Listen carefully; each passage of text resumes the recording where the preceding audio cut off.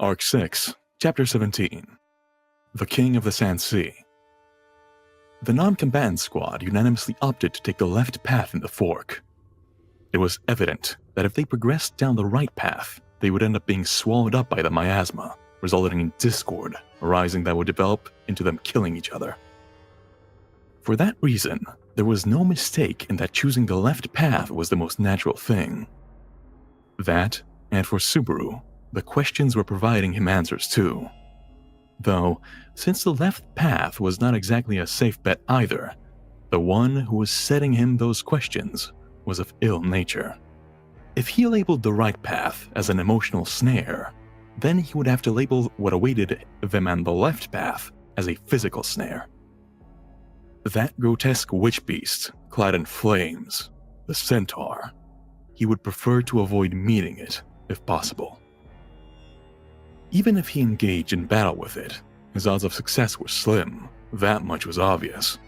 Their difference in strength wasn't the only issue. The reason being that when the time came to encounter a witch beast in his current emotional state, he did not hold any belief in himself about whether he could fight alongside Ram and Anastasia. To tell you the truth, there was a time back at the sand dunes when I saw a damn weird witch beast in the distance. It had a human body sprouting up from the neck of a body that looked like Patrasche's, and it had a huge mouth galloping from abdomen to chest there. And finally, a huge horn sprouted up from its human body, where the head should be.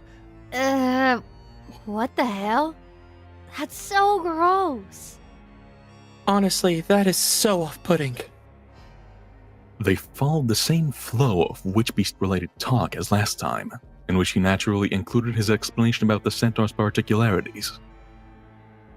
The reactions from the two female members of the group in response to his description, 3, including Patrasche, were once again unpleasant. It was not as if Subaru wanted to give this explanation because he wanted to.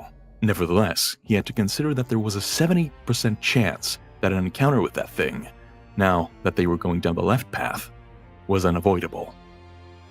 I'd expected all of you to be charmed by it, but in any case, it definitely seems like a dangerous creature. For the time being, I'll go ahead and call it a centaur. But it's not just that its appearance looks disgusting. The mane on the back of its body burns up into flame. It seemed crazy strong. To say the least, it doesn't seem like we'd be able to beat it. Why did you ignore a witch beast like that after spotting it? Do you have a death wish? He had explained it whilst keeping his emotions from billowing out as much as he could. However, anger had welled up in him the moment Ram had replied in her usual frivolous manner. Despite him having expressly warned her, who did she think she was? She always arrogantly looked down on others, and with that on his mind, he felt his anger morphing into hatred. Subaru took a deep breath. He did everything he could to keep his violent emotions in check, to settle himself down. Damn this! This place is the worst. It sure is demanding, isn't it? Even Ra must pay attention to the language she picks. If you're going to choose them now, then you know, perhaps they aren't going to make anything better. Both Ram's voice and expression were tinged with sympathy for Subaru, who was overwhelmed by his emotions. However, as her sympathetic attitude kept irritating him, he had to say that what she had done too had ended up producing the opposite effect. It's easy to talk about the effects of the miasma, but that ain't all that scary about it, don't you think? In reality, me and Ramson ain't affected. What do you mean by that? If you're thinking flowery thoughts like, only we'll be okay, then you better stop. If we scratch off the surface, me and you are the same. Such harsh words. I didn't mean that even if I got much self-confidence. One's capacity for judgment and determination and so on are different issues to the strength of one's mind and body. However, going about it like you're completely paralyzed by the scariness of the miasma is pretty bad, don't you think? Anastasia offered her candid advice to him, phrased with an air of superiority. Though her words were rational, Subaru grew irritated that she had missed the point. Standing at the head of the group, Subaru had pressed his prior point to her as he marched on through the passageway of sand. On hearing that, Anastasia cleared her throat with a small ahem and said, What I have to say is related to the miasma, though since it's not like even I know too well about it. Can you forgive me when I say it's rough around the edges? I imagine the only ones who really know all the details about it are the witch cult, right? Indeed. But in this world, there's also the kind of people who like to poke things which people despise. For example, there's the weirdos who go around studying stuff like miasma, huh? Though, what I know about it is something which barely resembles a truth from a rumor of a rumor of a rumor. Was what Anastasia had brought up surmised to be a witch researcher? It had a strange ring to it, but it would be pretty silly to presume that they did not exist. If he thought about it, this world likely had people like researchers too. And of course, all such individuals who possessed this thirst for knowledge would rationally avoid searching for taboos and keep in line with the flow of the world. No, there was no way they would possess such an upright, pious nature. There would be incarnations of curiosity who would not fit in with the mold, whichever world or era it may be. Though, before I dive straight into what I know of that rumor, we have to ask, first of all, what's miasma? It is the contaminated mana which the witch and witch beast let off, correct? I've also heard that the witch cultists let off the same thing passively. Ramsan's answer is the prevailing view. The miasma is something which the witch gives off. So even the witch beasts created by a witch emit a similar fashion. However, have you heard of this? Have you heard that witch cultists and witch beasts in fact really detest each other? Anastasia, or rather Echidna, spoke without pause. Knowing what her creator was like, they were fond of flaunting off their own knowledge, perhaps. It looked like Anastasia's gilded plate had been torn off, and underneath it, the white fox's true nature had showed through. Ram's eyes widened at Anastasia's words, in stark contrast to Subaru, who had harbored that impression. Both witch beasts and witch cultists were creatures that she thought were loyal to the Witch of Envy. Perhaps she was surprised to learn that in the truth, they did not get along. I can barely bring myself to believe that, but is that for real? Unfortunately, I don't know for sure, since I ain't acquainted with either any witch cultists or witch beasts. That's why I introduced it as something from a rumor. But don't you think it'd be interesting if this were a true story? Interesting. Subaru responded, having gotten the impression that she should not have described it that way to begin with. Anastasia replied to him with a curt nod and a Everyone in the world thinks that the witch and the witch cultists and the witch beasts are good friends, right? And yet, it ain't known that. In fact, the two of them under the witch are hostile towards one another. This misunderstanding's gone on overlooked for 400 years. No one knows the actual truth. Surely that is... I apologize for bringing this rumor forward too, but it seems like there's many misconceptions about the miasma too. For example, the relation between the witch beast and the miasma is the exact opposite from what's known. And the witch beasts loathe it, and it's said that they hate the witches and their true feelings as well. No way could it be like that. Ram kept piling Anastasia with her doubts, drawn in by her story. Behind the two of them, immersed in this exchange, Subaru grasped that the words of Anastasia, or rather Echidna, were substantiated by a rather undeniable factor.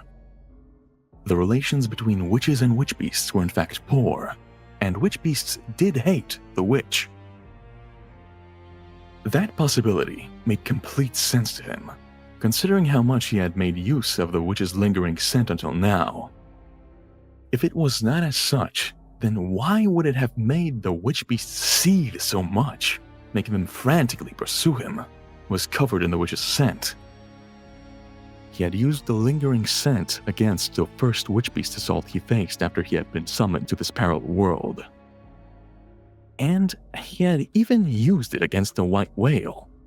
It was impossible to disregard the relationship between the witch's lingering scent and the miasma if he gathered all the evidence he had seen until now. The witch's lingering scent that surrounded him seemed to be the miasma itself.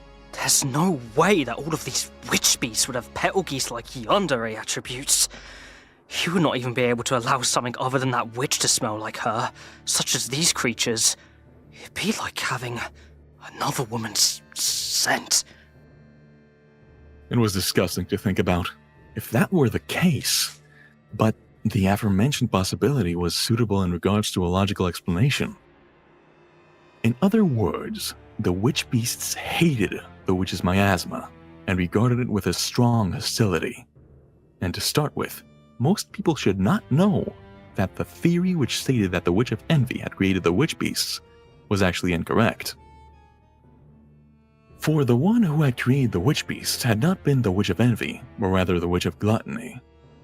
Since that had not been circulated around, it seemed like nobody noticed the relations between the witch beast and the miasma as well. Anastasia's source of knowledge, rather, he did not know whether there really was a researcher who had studied the witch, but if they did exist, they sure made a good point. What a complete farce, huh? Subaru sighed at his own lack of concern, having thought about it to this extent. It was more natural to think that Anastasia, or rather Echidna, had just spewed out the knowledge she had known from the start, rather than doubting whether said researcher existed or not. When Subaru's train of thought moved to that, a different form of anger gradually started to take root in him. Why did Subaru have to hide the circumstances around Anastasia being Echidna like this? There was his consideration towards Julius and the Iron Fang. In particular, Julius in his current state had completely slipped out from the memories of the world. Julius tried to act his same old self as much as he could, but even in him, there was a part that was careless about it. Taking that into consideration, Subaru had decided that he should avoid any extra mental burdens. He should avoid them. But why was it that he had to bear the burden instead? Everybody was selfish. Why was it him who had to do everything to cover those guys' asses? It was irritating. It was annoying. He might as well just spill the beans out about everything, shouldn't he? He might as well tell them about Anastasia's spirit, his return by death, everything. Patrasche, stop sticking your head in the sand all of a sudden. It's weird. It's just my natural defensive reaction to stop our relations from getting any worse. Since Subaru's anger was reaching its boiling point, he had stuck his face into the wall of sand before he hurled abuse at them. The wall of sand was unexpectedly brittle, and it appeared like he would be able to dig through it with his hands. In return for finding that out, Subaru spat out a sand from his mouth. There was something to think about in Ram's cold expression, but since he was responsible for his own actions, he kept any retaliation to himself. Could Natsuki-kun's eccentric behavior also be from the miasma's influence? Perhaps? No, Patrasche's behavior is as usual. It isn't the usual! It's just an aftershock from the miasma's influence! Well, regarding the authenticity of things there, if we get back to what we're talking about, whilst you're crying out, the witch beasts in truth hate the witch. If we presume that, then there's gotta be an explanation for the witch cultists and the witch beasts being hostile with each other, no? Anastasia, who deliberately found a lull in their conversation to shift the topic back to the main point, ponderously inclined her head. However, Subaru's like-minded opinion did not reach her words. Instead, Ram nodded and said, Whether they are hostile with each other or not, I've never heard of the two of them acting together. Begin with, there's also the fact that rumors about the witch cult do not spread. I see. Then, it's really the type of secret organization where those guys keep it hidden and move about in secret.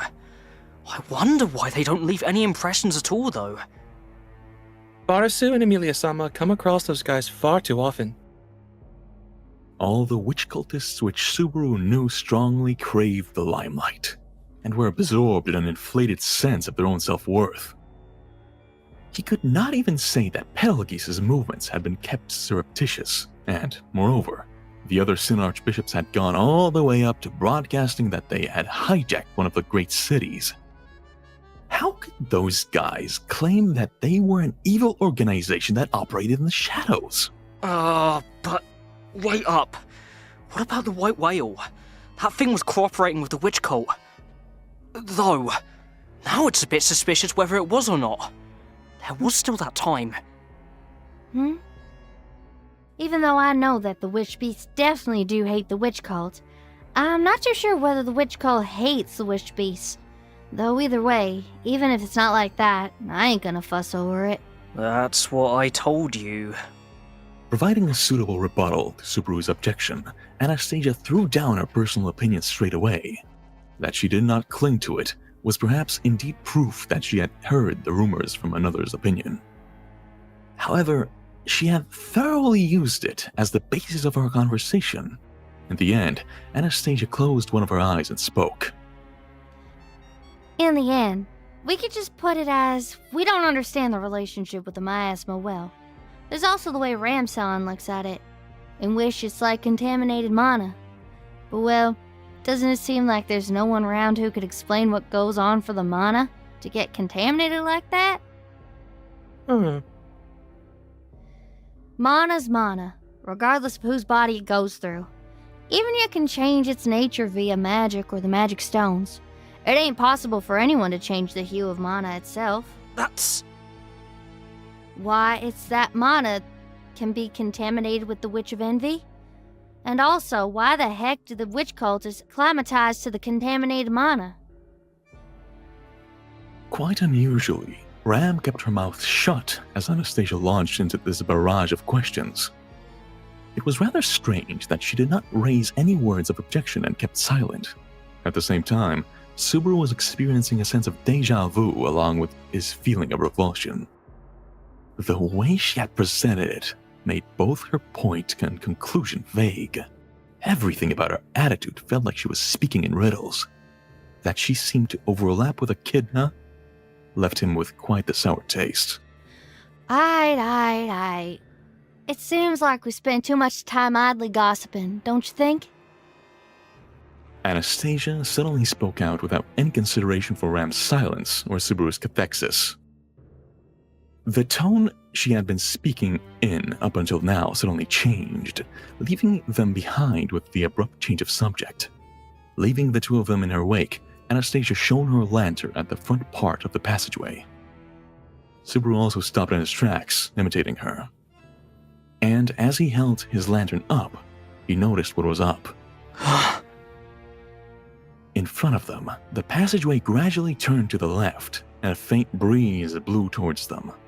The wall of sand still had not changed in any respect, but he vividly remembered that the smell of burning that mingled with the breeze, along with that sudden bend in the path. It smells like something burnt. Not unlike grilled meat, doesn't it? Ram let out her candid impressions about the breeze, which carried a tinge of hot air to it.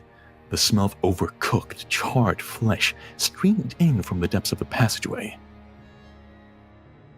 Maybe it was possible that this aroma was proof that there was someone cooking, and that they would be able to meet a friend party up ahead.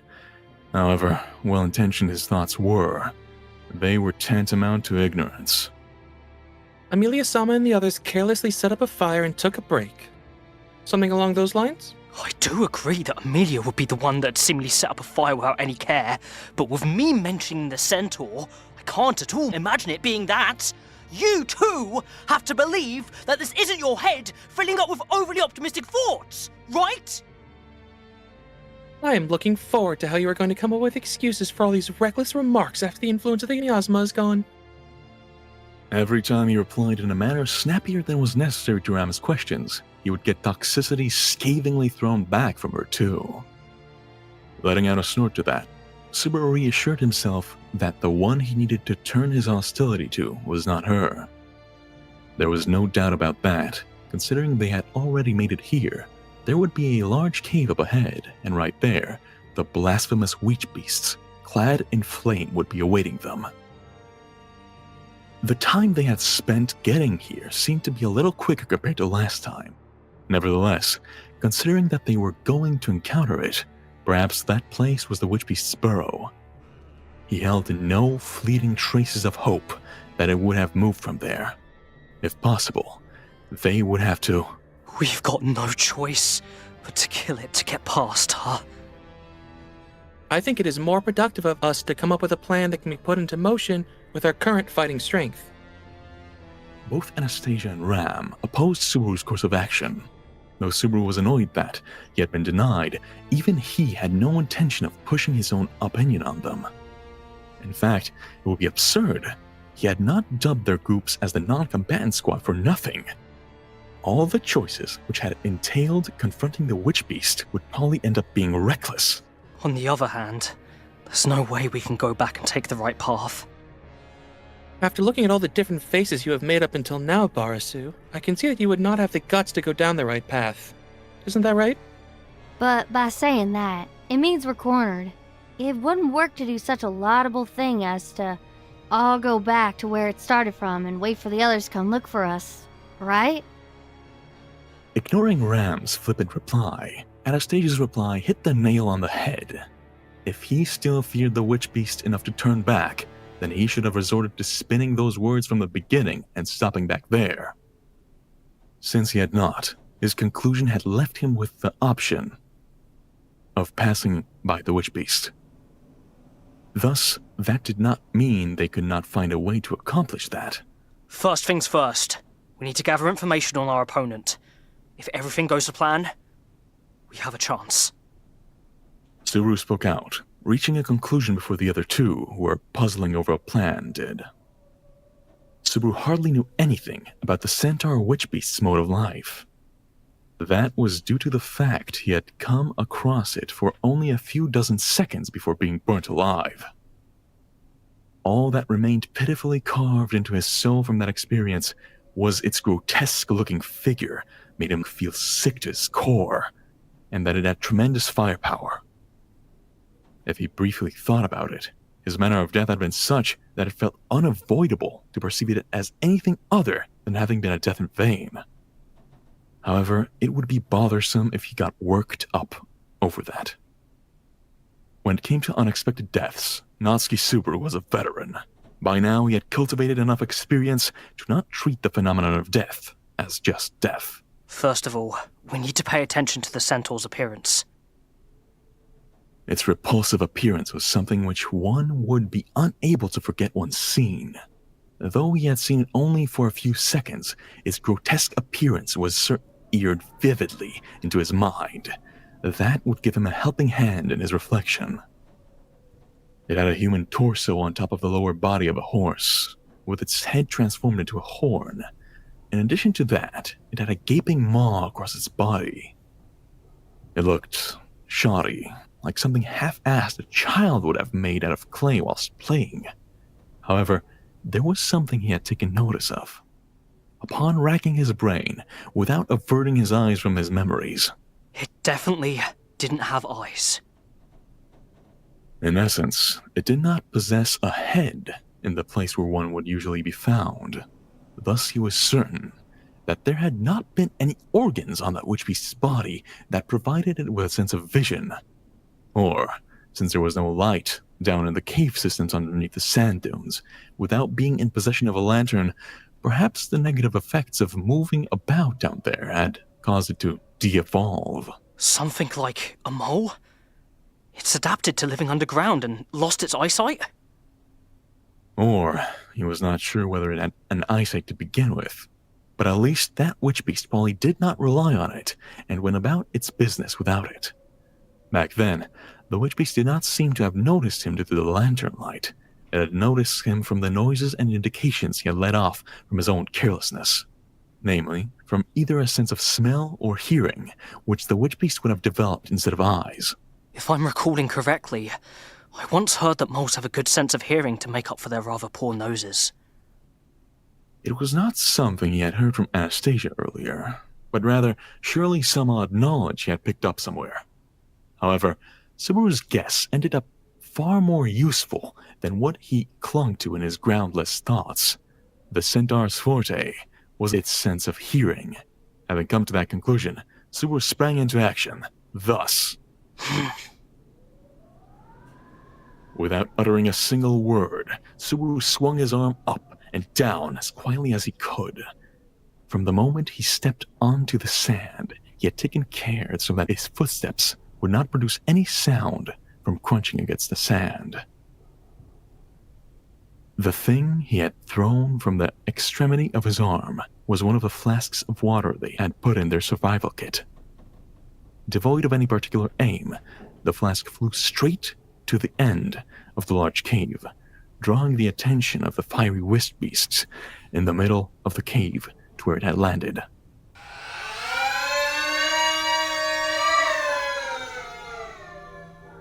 As soon as the flask of water landed on the sand with a quiet clunk, the reaction of the centaur who heard it was dramatic.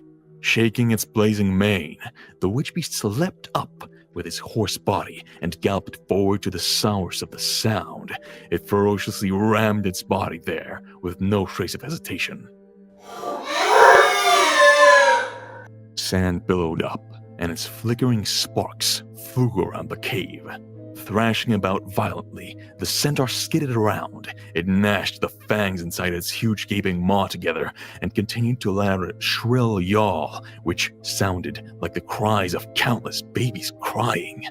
It stamped on the flask of water, crushing it flat, and set it aflame over and over again. Once the centaur reduced its original shape to nothing, it let off more flames, brimming from its mane onto the sand.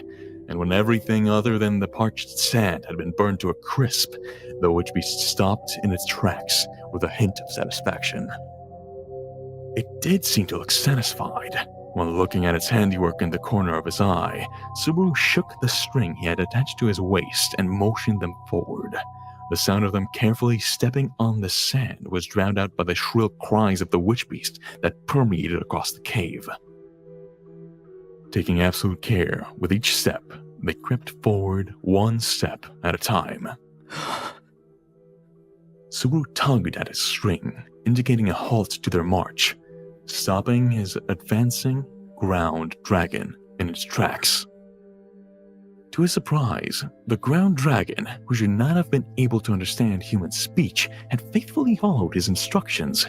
It had slowly trodden along the sand with a prudent gait that was not befitting of its large build. Subaru and the others were conducting a march along the precipice of death in that cave coated in darkness. Come to think of it, the width of the cave was probably around the size of a school gym or thereabouts. They were in an area where the charred corpses of the creatures that had been incinerated by the witch beast had fallen just about everywhere. Subaru and the others were trying to move across and get past the witch beast by trying to silence their footsteps and breathing. The area was not such that only quietude like that of the grave would descend upon. The centaur's ridiculously large maw was panting wildly over and over again. That's the sound felt like the awkward sort that would be produced by air coming out of a balloon.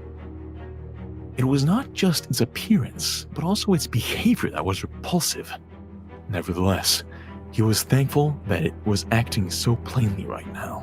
Thanks to that, he managed to come up with a plan that would not involve fighting. Once again, Subaru took out another flask of water and threw it behind the centaur. The simple-minded witch beast reacted to that sound and once again fiercely assailed the empty flask. Flames and the cries of babies permeated the cave, and the flask of water burst open thanks to the centaur's immense heat. With a parched sound, the flask turned into black charcoal. Regardless of that kerfuffle, Subaru and the others moved forward and managed to shorten the distance to the passageway during that time. The simple diversion was the conclusion Subaru had reached from observing the centaur's mode of life. Having deemed that it was without eyesight, Subaru determined the centaur relied on its sense of hearing, leaving Ram and Anastasia behind him. He had attracted the witch beast's attention by using that same method of throwing stuff. He had repeated this demonstration a few times until he won over their confidence. The centaur was a witch beast that sought its prey using its sense of hearing, and on top of that, it was a simple-minded creature that could be tricked a bunch of times with the same method. So long as he had been able to ascertain that, the rest came easy. He had made Ram gather the items for the diversion, as well as made her read where the exit was using the wind. For after they made their escape past the witch beast, after that, he had scrupulously told Patrasche about their covert plan, and the need to keep a strong heart so not to succumb to the stress or anxiety, and to just put her game face on.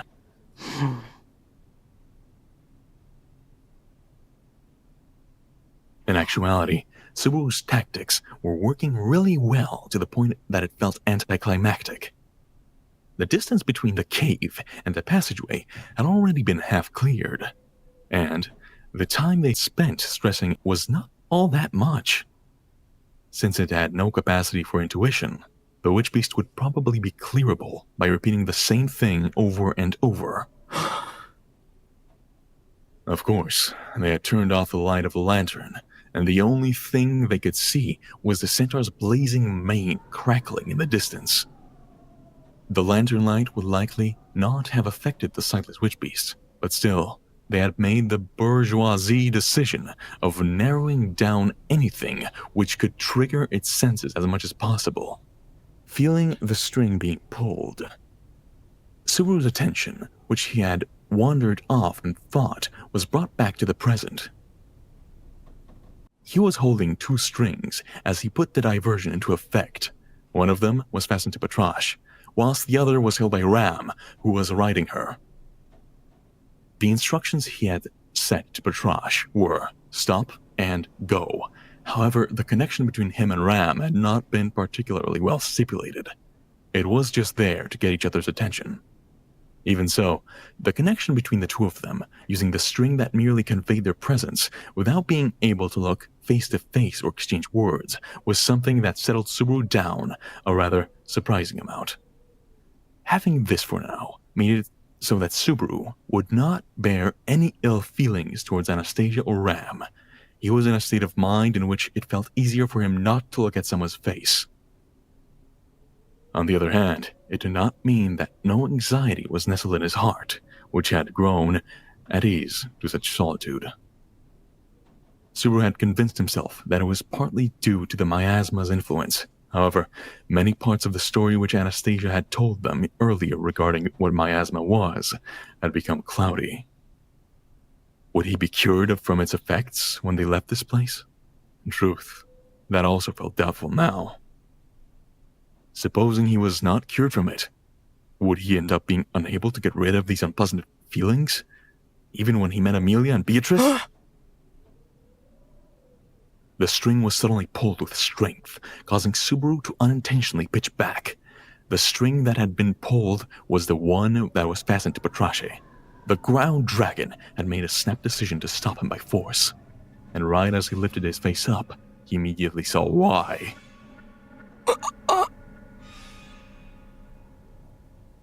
A clump of fire had hurled past a step ahead of Subaru. The clump of fire was approximately the same size of a football, but it hurled past, spraying waves of heat to its surroundings. It crashed against a wall of sand a few meters away, letting out a violent booming noise, followed by an explosion. A hot wind gusted out, one that scorched Subaru's cold body. He barely managed to stop himself from screaming. It would definitely have landed a direct hit if Patrasche had not halted him.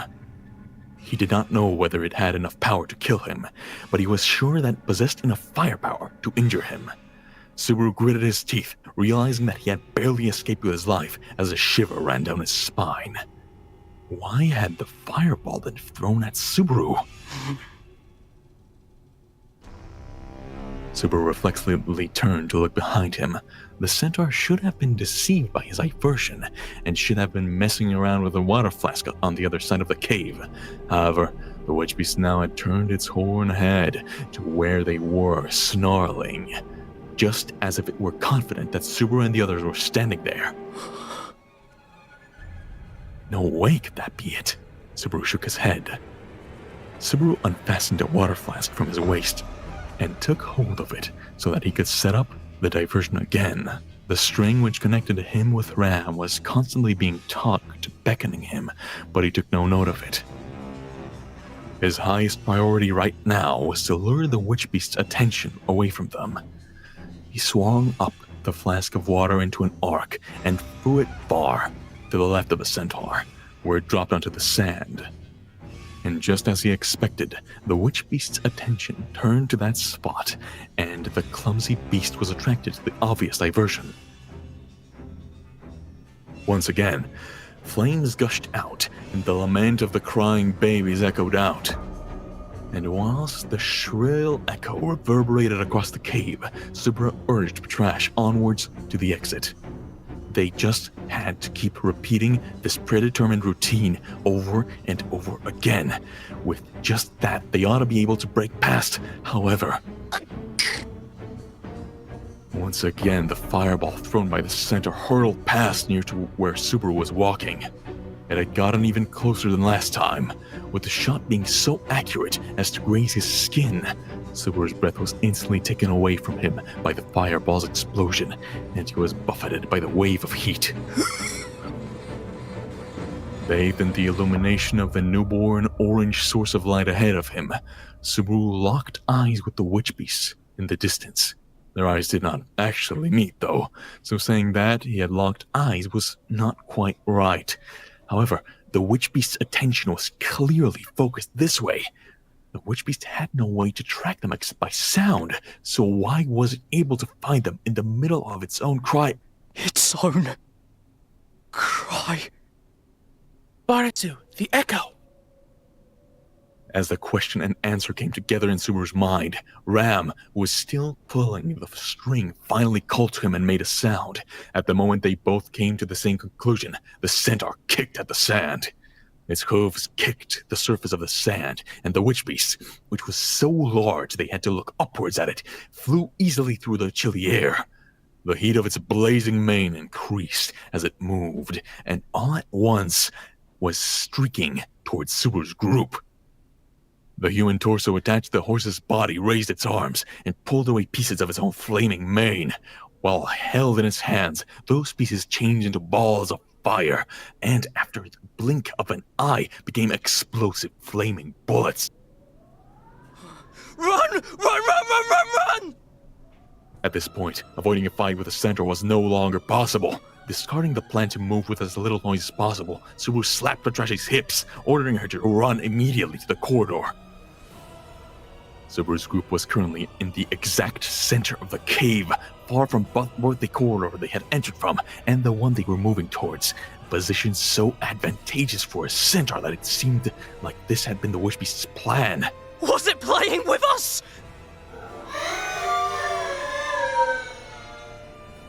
Subaru's mind froze in amazement, but the witch beast did not relent, hurling the fireballs as it created them. The centaur blew clouds of sand into the air around its fleeing targets, as if playing with them.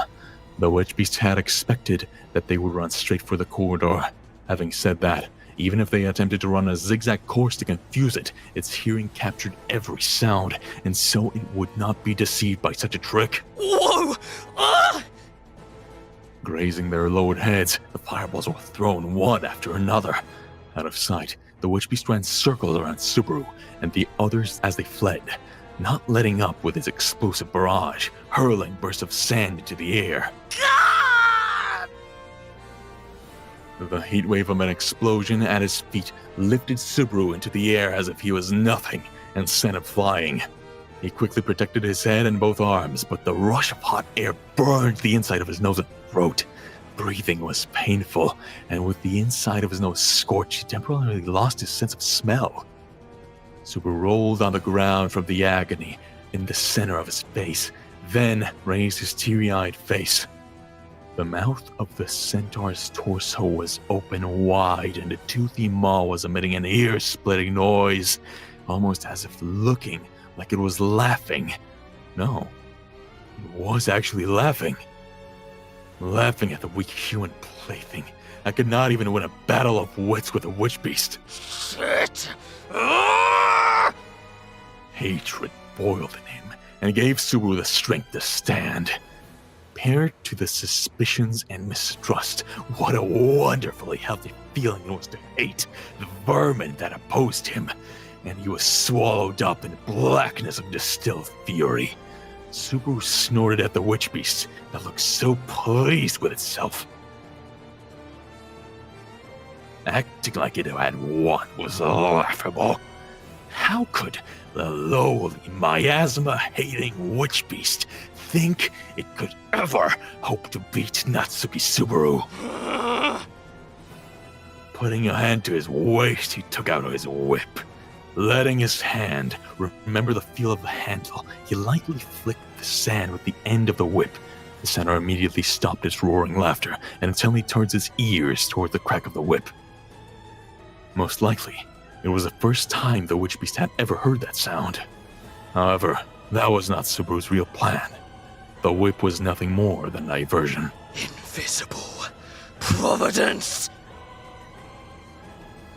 In response to the witch beast's violence, a roiling, seething black emotion formed in Subaru's heart.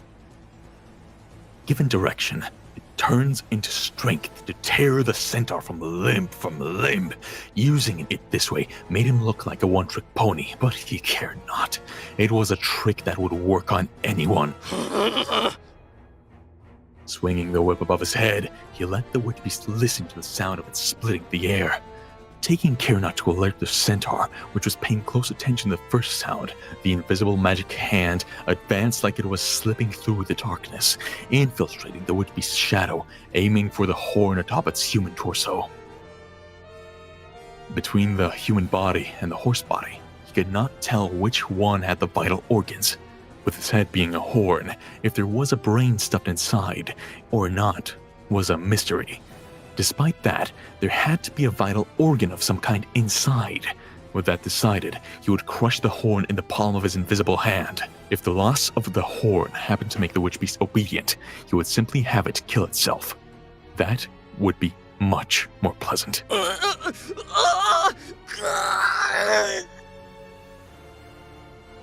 With that thought, it happened just as he was about to carry his plan. Focusing on the centaur, his unseen hand reaching for its head, Subaru's own head was filled with a burst of unimaginable pain. Feeling as though something had stripped away his scalp and was drilling directly in his skull, his eyes rolled back and a yellow foam frothed from his lips as he fell to his knees.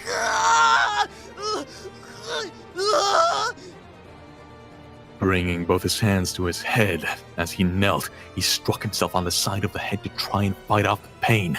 Rubbing his head, holding his head, and nothing else helped with the pain. To fight the pain, he tried to inflict a sharper, stronger pain. He struck himself again and again, but no matter how hard he hit himself, he could not overcome the pain.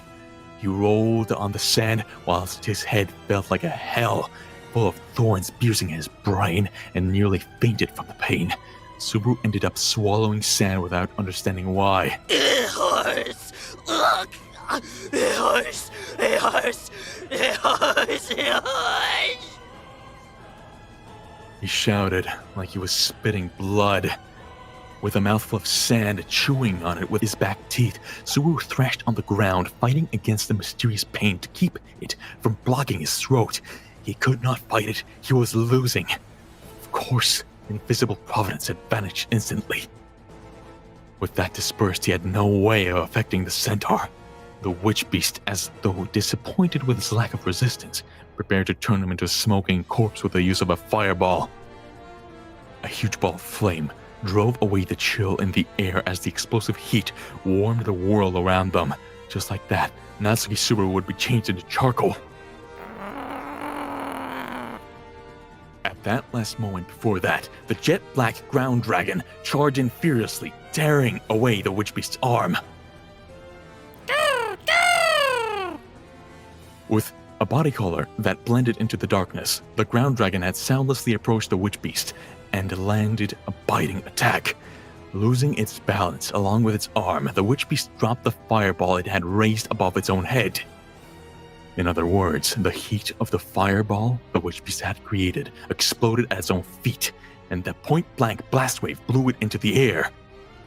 As it was thrown away by the explosion, blood dripped from the centaur's wounded arm, and it fell over on its back. Without sparing it a glance, Patrasche sprinted over the sand and, holding Subaru's clothing with her teeth as he thrashed in pain, she immediately began a sprinting retreat. Held by Patrasche's teeth near his waist, swinging left and right as he dangled, tormented by the poor circulation and the continuing headache, Subaru looked behind him. Behind Patrasche, the centaur unsteadily rose to its feet.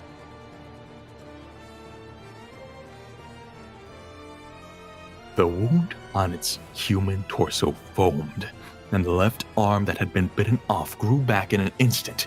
Its monstrous regeneration ability was at work on its other injuries as well. The wounds all over its body, inflicted by the explosion moments ago, closed one after another. The centaur returned to full health in a matter of seconds. With that done, there was nothing left to slow it down. Screaming viciously at Patrasche, who had struck it by surprise, the centaur sped up to pursue the madly fleeing ground dragon, and its mane blazed brighter as it leapt. Patrasche's running ability was impressive in even the worst terrain, but the centaur was in its own habitat, and so its acceleration was a step ahead. Along with the difference in size, Patrasche was weighed down by Subaru, and the witch beast was soon running side by side alongside her. A burning fireball appeared in the witch beast's hand, but this one was stretched tall. Looking closer, fireball changed in the witch beast's hand into a long-handed weapon, and in the blink of an eye, it had become a spear, covered from end to end in flame. Raising the flaming spear, the centaur dove the tip towards Patrasche. The black ground dragon ducked as the spear approached, almost diving into the sand to avoid the attack and using that as an opening to speed up further. However, just when it looked like they could get away, the witch beast's hoof kicked into the ground dragon's torso from the side. The force of the attack passed through her hard skin, and she cried out as the impact smashed into her internal organs. Even then, she refused to drop Subaru, still dangling from her teeth. The heat he could feel near his waist was from the blood Patrasche was coughing up from her internal injuries. That was the only sign she was badly injured. However, Patrasche would still not let go of Subaru, and Subaru had no way to care for his loyal dragon's wounds. All he had was the seemingly eternal torture of the unending pain in his head. Elfula! Jawad! A second strike from the flaming spear was aimed at Patrasche, who was clearly slowing down. However, before it reached the ground dragon's figure, it was interrupted from two different directions. From one side came an invisible blade of wind. From the other was a convergence of white-hot rays of heat. Both the incantations came from familiar voices, but that was all Subaru could say for sure. The two spells landed direct hits on the witch beast, blowing holes through its body and sections the human torso at an angle. Those wounds, too, closed instantly. Patrasche! Oh, fine. If you're dead, you should just say so! It's a nasty one, that witch beast. I won't be able to do much to that thing. Even though it sounded normal, one of the girl's voices carried a trace of desperation. On the other hand, despite being in a desperate situation, one of the girl's voices lacked any sense of stress. Feeling his loyal dragon's breath and the spat out blood on his skin, Subaru was on the verge of falling unconscious. If he was going to go through this much pain and torment, maybe dying wasn't so. Don't you dare die, Patrasche! Rem would cry. That voice, shouted right in his ear, cut through the pain and reached his brain. What the voice awakened, however, was a hatred no less than that one he held for the witch beast. He had forgotten. Not a single one remembered that girl. Don't talk about Rem and I like you know anything about it. Invisible Providence! Releasing his feelings of anger towards the witch beast passing through the edge of his tear-stained vision, Subaru struck at it with a pitch-black magical hand in an outburst of rage. Partway there, another raging pain tore at his skull before it swallowed him and he lost consciousness. Subaru's unseen hand made a direct hit to the witch beast's spear, breaking it as a token of defiance. But that was all the resistance he could muster. The reward for his angry counterattack was another burst of furious pain. The centaur planted its front legs in the sandy ground and pivoted on them, turning itself around forcefully, and then its rear legs lashed out like a catapult. Its solid, rock-like hooves kicked sand into the air as they sped towards Subaru's group. Himself, Patrasche, and Ram, and Anastasia were likely nearby as well, intending to tear through them all at once. In an explosion of leg strength, sufficient to bring down part of the cave, everyone was sent flying in different directions by the wave of sand. Subaru was even torn away from Patrasche's jaw, rolling helplessly on top of the sand and thrown by the aftermath of the impact against the destroyed, charred body. A headache that could not be put into words, and a body trampled by the centaur's punt. Assaulted by the continuous pain from the inside and out, Subaru could no longer hold on to his consciousness. Somehow, as he rolled loosely on the sand, he could feel the approaching darkness of death. Destruction, annihilation, futile death, death in battle, heartless words like that roamed the back of his mind, but in a situation where his lungs had forgotten to even breathe, Subaru witnessed someone standing in front of him. It was a small, delicate shadow in a world with too little light. He could not gaze upon it clearly. Even then, it was a familiar shape that he knew immediately. It was Ram, wobbling as she stood. She had both arms outstretched to protect Subaru. Stop it. It's stupid, impossible, useless. He attempted to voice it, but his throat would no longer listen to him, as though it was filled with sand. No, it actually was filled with sand. Because of the sand he had stupidly swallowed trying to fight the pain in his head, Subaru could no longer even speak clearly.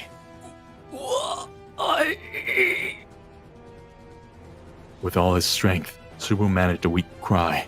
Despite all the pent-up dissatisfaction and anger he had felt towards Ram and his other friends, that surely they must have known about. Ram would cry. Ram made only that quiet response to Subaru's words. For the little sister she was unable to remember. For the person most dear to that unremembered sister, Ram stood. What pushed her to go that far, Subaru could not understand. He could not understand that, but there was one thing he did understand.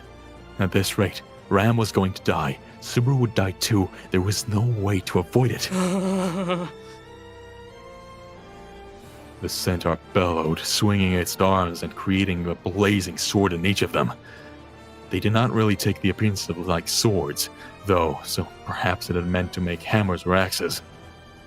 Regardless, they were both weapons wreathed in flame. It stood on the verge of using them to tear Ram's much smaller frame into shreds and roast Subaru as well. Come on! There's gotta be something. Staring death in the face, Subaru reached down through the depths of his pain. Fighting against the relentless pain was like diving deep into himself. Looking outside himself to Ram, Patrasche, or Anastasia was unrealistic. Even though it would be derided as a dream or delusion, Subaru looked inside himself for something, anything. This unrealistic approach was the most realistic hope he had left. Diving inside, reaching into the murky depths of his body, pulling aside the writhing black thoughts, Subaru looked inside himself for anything that could help. Not the unseen hand he had overused, something different, something new, some way to pull through this mess. Subaru's last-ditch search yielded nothing. Nothing. And Subaru watched as the witch beast in front of him raised its swords. The flames crossed above the witch beast's head, and after a moment's pause, descended towards Ram. Burning the very air, the oncoming slashes would heartlessly cleave a burning path through the girl's slender body, burn her away, leave nothing of the path she had walked, the memories she had held, or anything, all except black charcoal. At that scene, Subaru cried out against his own powerlessness. The next moment, white light was unleashed with a tremendous speed, blowing away the witch beast's upper body. The body of the witch beast, which had wielded those swords of flame, vanished from the world thanks to the tremendous light. The light did not bring forth such simplicities like crushing or severing its body, but rather it was the literal meaning of annihilation.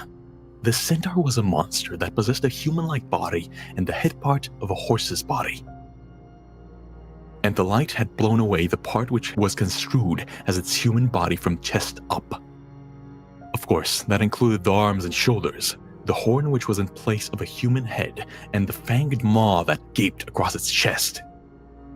Blood soundlessly gushed out from the witch beast's wounds from the impact, and immediately after, its wounds started to foam, readying itself to use the same hyper-recovery technique it has used thus far.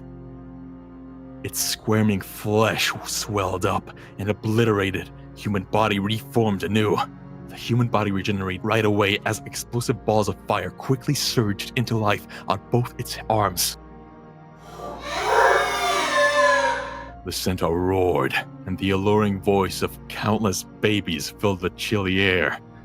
Turning its body around, the witch beast paid no heed to Ram or Subaru, and instead leapt straight towards the dangerous enemy that had blown away its upper body. The witch beast summoned an array of fireballs on its arms and cast them one after the other as it rushed forward. Consumed by its heated frenzy, the witch beast prepared to unleash its own battle cry. However, the fireballs brought into existence by the witch beasts were all intercepted from in front of it, one by one. The things responsible for that were flashes of white light that pierced the fireballs head-on with tremendous accuracy. The speed of the flashes of light were out of the ordinary, and its power was clearly superior to that of the fireballs. The lumps of flame were struck by the light, dead on, sucked in by its powers, and clashed against the body of the witch beast itself. Immediately after Subaru had thought the centaur had ended up like a hedgehog with quills of white light, the flames exploded all around the witch beast's body. The centaur's arms were obliterated to nothing, its maw was torn to shreds, its horse body was burnt, and it finally collapsed. The witch beast thrashed about on top of the sand, letting off a shrill cry in sheer anger. However, the witch beast's wounds squirmed over, refusing to die. It was as if it was telling them to grow stronger, to change their approach, and that they should evolve their manner of bestowing death, since they could not achieve it by blowing away parts of it into nothing. The witch beast's appearance transformed as it regenerated its lost parts. The human part of its body mutated, its arms now increasing from 2 to 4, and sharp, long fangs jutted out from its maw. Its lower horse half also had more legs, numbering 8 in total. During a simple calculation, they had doubled in quantity. As well as that, its charred skin had hardened, now shining with a black luster to it. At a glimpse, it perhaps looked like a being clad in armor. And it held an axe, a hammer, a spear, and a sword of flame in each of its newly added arms. The witch beast had managed to evolve itself in an unbelievably short period of time, all to alter itself so it could face the being casting the white rays of light.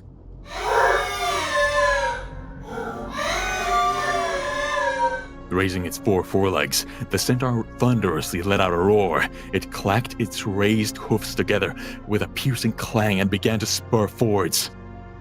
Its huge figure was similar to that of an armored train decked in steel. Its weight and acceleration could easily turn any opponent into mincemeat, causing them to meet a vicious end. The being that had put the witch beast to shame would end up completely annihilated if it were treated to a fiery finishing blow. Kicking sand up into the air and trailing up. A plume of fiery heat, the witch beast fiercely broke through.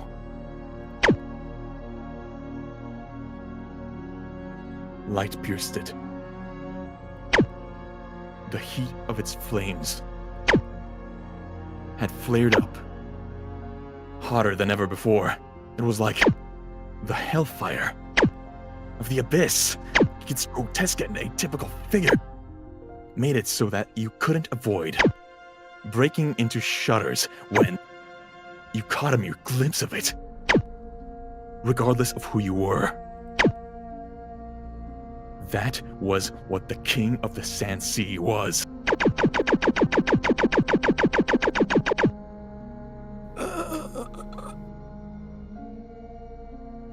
There was nothing left behind anymore, right after the crazy amount of light had streamed out. The witch beast, which had wielded such menace, had been completely obliterated by the light, all the way up to smithereens of its flesh. The witch beast had completely been blown away somewhere far out of this world. The only thing left on the sand was the countless number of light rays which had been fired at the witch beast to erase its existence. The source that came from just those white, elongated stinkers. Those two instantly turned into powder as if they had effloresced away. Subaru had even forgotten his headache as he gazed aghast at the spectacle with his own eyes. He realized that a feverish, slender body had happened to leap in between his arms. It was Ram. He did not remember what had happened, but it seemed like he had been embracing her body in their final moments. Though it should have been a meaningless gesture, it looked like Ram was not conscious. Subaru could hear the sound of someone stepping onto the sand. That someone was ever so slowly approaching Subaru and the others. They were definitely approaching them. The inside of the cave was still enveloped in darkness along with a frigid silence. The only source of light came from the scattered fiery scraps that had been spewed out by the witch beast earlier. There was one such fiery scrap right next to Subaru that allowed him to see a few meters around him. Someone's feet entered to the very edge of his field of vision.